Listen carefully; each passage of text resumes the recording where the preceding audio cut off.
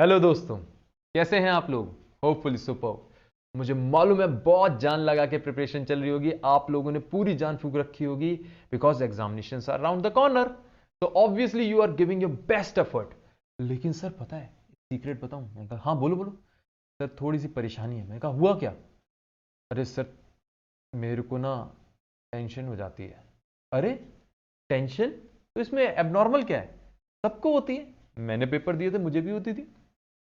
अरे सर फिर ऐसे में आपने क्या किया और हमें क्या करना चाहिए? मैंने क्या किया? मैं तो भाई देखो जो हमेशा करता हूं, एक प्यारी सी स्माइल दी और मेरी टेंशन खत्म। सर क्या बात कर रहे हो? विश्वास करो, स्माइल से टेंशन बड़ी जल्दी दूर होती है, स्ट्रेस खत्म होती है। अरे सर मेरी हो जाएगी। अरे स्माइल से नहीं होगी तो वॉक करने चले जाओ थोड़ी देर। तो पढ़ेगा कौन? वैसे कौन सा पढ़ रहे हो जो ये बोल रहे हो? रिलैक्स करो माइंड को, प्रोडक्टिव पढ़ो। ये नहीं कि बस पढ़ना है 10 आवर्स पढ़ो 16 के बजाय, लेकिन जो पढ़ो प्रोडक्टिव पढ़ो। ठीक है ना? अपने माइंड को सूथन अप करो, पैसिफाई करो, बहुत अच्छे से पढ़ेंगे। क्योंकि देखो अगर आप टेंस्ड होगे तो आप कभी स्कोर नहीं कर पाओगे। 10th 12th को याद करके देखो कैसे स्कोर करते थे। चलो 10th 12th में तो सबने अच्छा स्कोर किया है, 12th में तो हम अच्छा पढ़ते थे, मेहनत करते थे। हमारी जैसे मैं अगर कॉम्पिटिटिव एग्जाम सीए को छोड़ दूं, अब 10th 12th की बात करी कैसे पढ़ते थे? तो वहां की तो बात आप छोड़ दीजिए, वहां तो ना कोर्स का कंटेंट बहुत कम था एज कंपेयर टू सीए। कम था।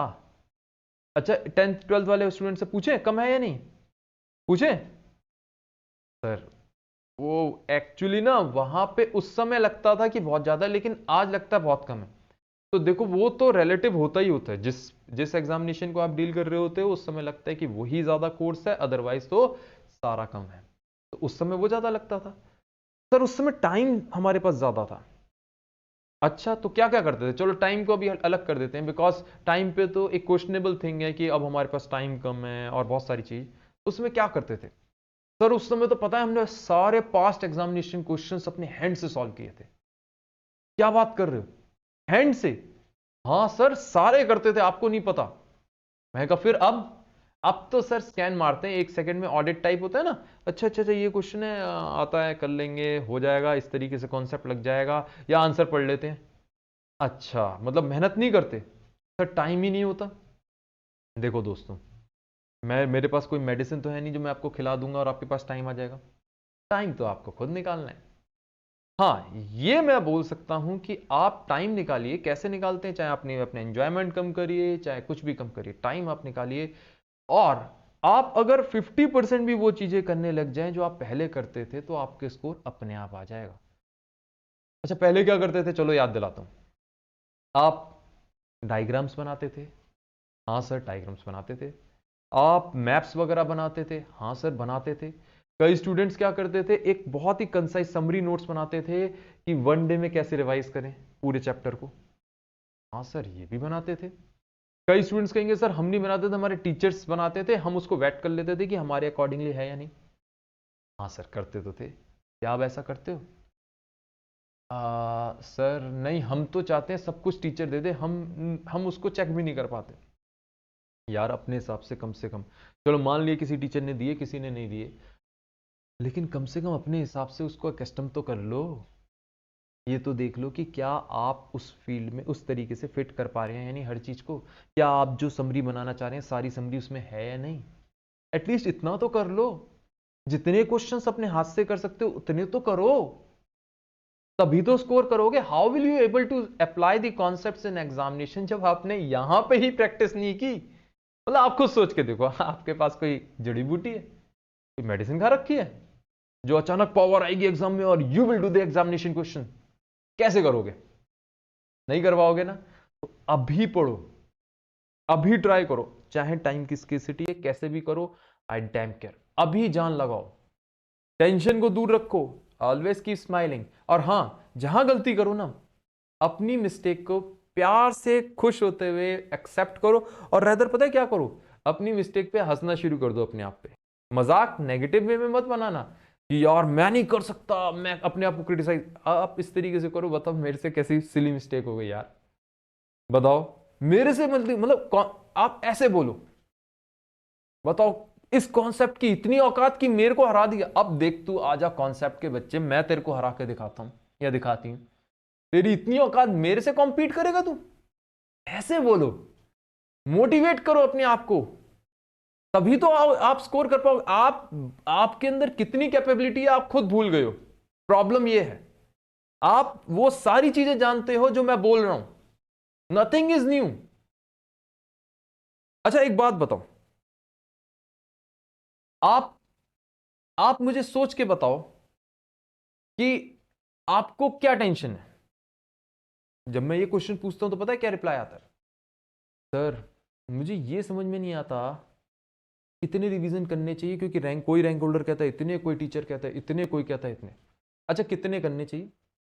सर 5। 5 कर पाओगे? अरे सर बिल्कुल करेंगे, क्या दिक्कत है 5 में? दोस्त, examinations are round the corner. Let's talk plausible things. So what's wrong in this?